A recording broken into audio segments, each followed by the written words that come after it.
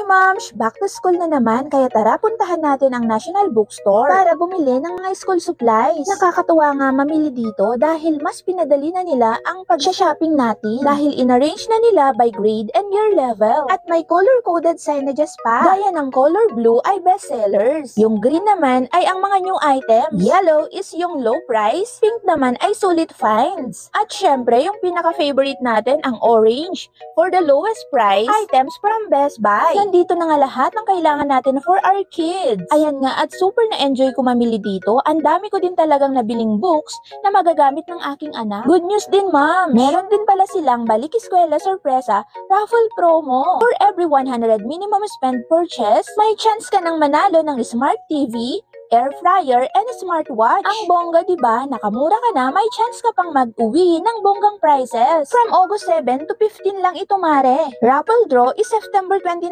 naman. Kaya wag magpapahuli. Mag-National Bookstore ka na.